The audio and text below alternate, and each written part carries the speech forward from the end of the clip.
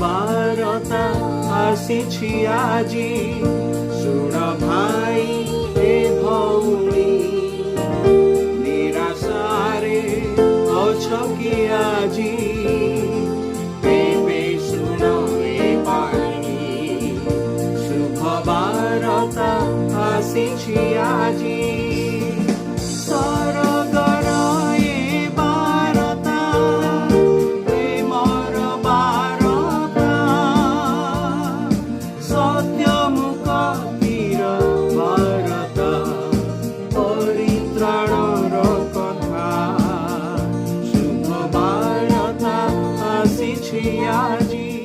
प्रिय श्रोता बंधु, प्रभु श्रीकृष्ण महत् नाम आपको शुभेच्छा।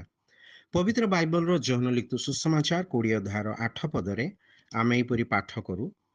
सेतेबेले जो अन्य शिष्य आगे समाधि निकट को आसीथिले, से मध्य भितर प्रवेश करी देखिले और विश्वास कले।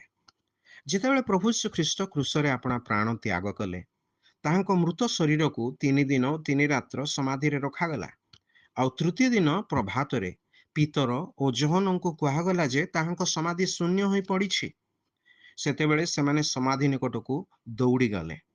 सेई शून्य समाधि देखी पीतर आश्चर्यान्वित हेले। पुणी कौन घटी ता चिंता करी फेरीगले। मात्र सही शून्य समाधि को देखी जोहन विश्वास कले, जहा प्रभु यीशु अपना शिष्य माननकु पूर्वरु कहिथिले। भविष्यत वक्ता माने प्रभु श्रीकृष्ण संबंध में कहितबा भविष्यत बाणी गुड़ी को प्रभु यीशु अपना शिष्य मान को कहिथिले। आज मध्य प्रभु श्रीकृष्ण को सुसमाचार श्रवण करी लोके दुई प्रकार प्रतिक्रिया प्रकाश करती। कहीं कहीं एपरी अछंती जो माने प्रभु यीशु वार्ता शुणी आश्चर्य हुंती, मात्र विश्वास करती नहीं, जहा फल से माने परित्राणर दूरे रही जाती। किंतु आउ केतेक एपरी अछंती जो माने सुसमाचार शुणी प्रभु श्रीकृष्ण ठारे विश्वास करती और ताहांको निजर प्रभु त्राणकर्ता रूपे ग्रहण करती और परित्राण प्राप्त हुअन्ति। तेबे आपण केउ दलर अछंती?